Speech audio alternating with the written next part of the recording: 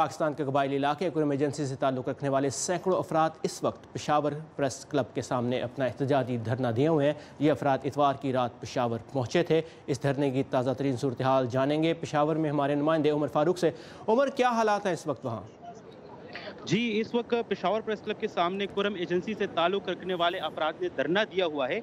यहाँ पर 2008 और 2013 में जो कुरम एजेंसी में फौजी ऑपरेशन हुआ था, उसमें बेघर होने वाले अफराद जिनकी तादाद तकरीबन 500-600 के करीब बनती है, इन्होंने यहाँ पर धरना दिया हुआ है।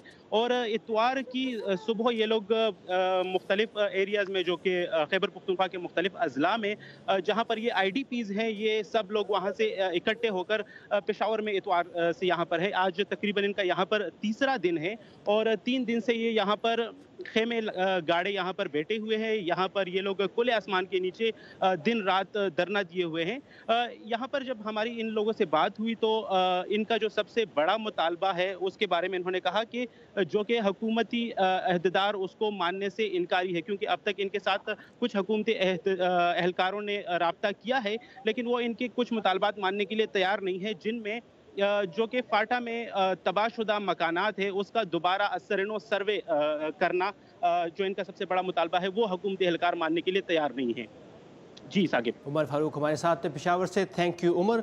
और उमर ने कुछ देर पहले इन एहतजाज में शामिल, धरने में शामिल कुछ लोगों से उनके मुतालबात के बारे में भी बात की। आइए देखते हैं कि मज़ीद उनका क्या कहना था।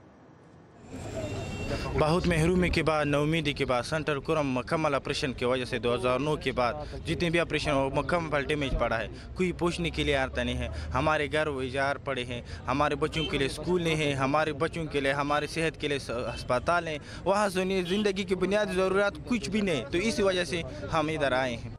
जो सहूलियात फैसिलिटीज़ दूसरे शहरों में हैं, दूसरे अजला में हैं, वो हमें भी दी जाए, क्योंकि हम भी पाकिस्तानी हैं। पाकिस्तान का शनाख्त हमारे पास है कि 100% में 5% जो है वो कुरम एजेंसी पे शिनाख्ती कार्ड जारी किया हुआ है और 95% जो है वो ज़िला हंगू से हम मिले हुए हैं, तो उन पर वो जारी किए हैं। उसका वजह क्या है सर? वजह ये है कि सदर कुरम एजेंसी हमारा नादर ऑफिस वहाँ पर है, तो वहाँ जाने के लिए 3-4 घंटे लगना पड़ते हैं।